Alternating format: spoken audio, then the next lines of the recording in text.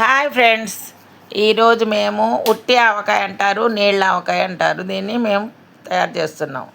మామిడికాయలు 8 కప్పులు వచ్చినాయి. దానికి మేము కప్పున్నర ఉప్పు తీసుకుంటున్నాం. అంటే మామిడికాయల పులుపు చాలా తక్కువగా ఉన్నాయి. అంటే మేము మామూలుగా ఇప్పుడు తెచ్చుకున్నాం అన్నట్టు పెట్టాలని. ఈ ఆవకాయ పుల్లటి కాయలు అయితే అన్నీ సమానంగా వేయచ్చు. కారం కూడా ఒకటే గిన్నె వేస్తున్నాం, ఎందుకంటే మంచి ఘాటైన కారం మాది కాబట్టి ఒకటే కప్పు వేస్తున్నాను. తర్వాత ఆవపిండి కూడా కిలోకి పావు కిలో. ఇది జీలకర్ర పొడి వేయించిన జీలకర్ర పొడి 2 చెంచాలు. తర్వాత ఆవపిండి దీని నిండా 2 కప్పులు వేసానమాట. ఆవుకి పావు కిలో వేయాలని.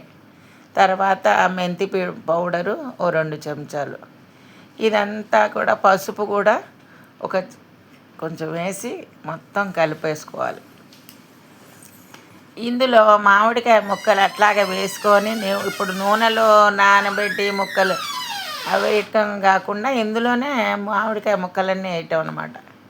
ఈ మామిడికాయలన్నీ కూడా ఆ కారపొడిలో వేసేసి మనం అన్నీ కలిపిన పౌడర్లో ఆ మామిడికాయలు కలిపి దాంట్లో తర్వాత నూనె కొంచెం కాచి చల్లార్చి, అంటే జీలకర్ర ఆవాలు వేసి ఇంగువ వేసి చల్లార్చిన నూనెని ఇందులో కలపాలన్నమాట.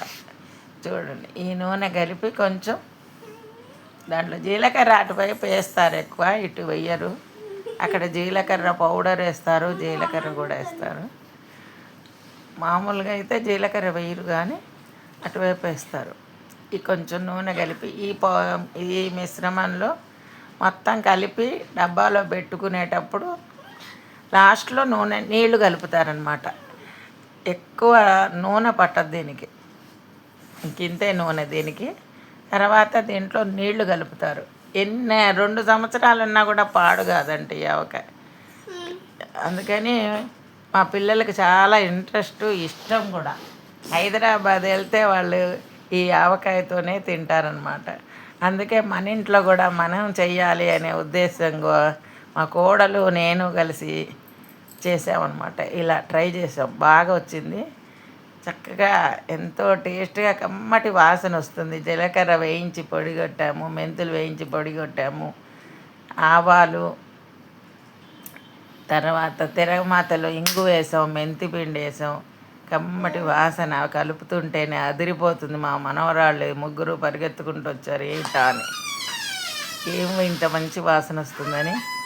చక్కటి ఇప్పుడు ఏం చేయాలంటే దీంట్లో మనం 1 గ్లాస్ నీళ్ళు మినరల్ వాటర్ తీసుకున్నాం అనమాట. ఆ వాటర్ని అందులో కలపాలి. చక్కగా సగం పైన కలిపాను. నీళ్లు కలిపితే కూడా ఏం పాడు కాదు ఆవకాయ, చాలా బాగుంటుంది.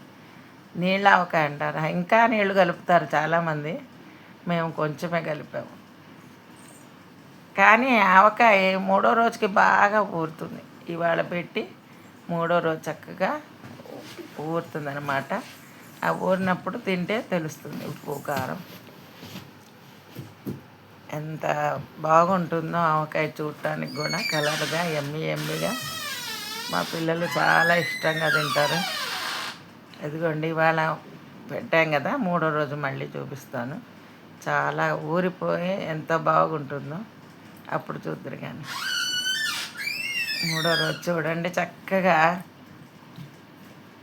ఊరిపోయింది. చూడండి 3వ రోజు ఎంత బాగా ఊరిందో ఈ ఆవకాయ. మా పిల్లలు చెప్పండి రా, ఎట్లా ఉందో? చాలా బాగుంది. అర్చిష్మా, ప్రణవి, బాగుంది.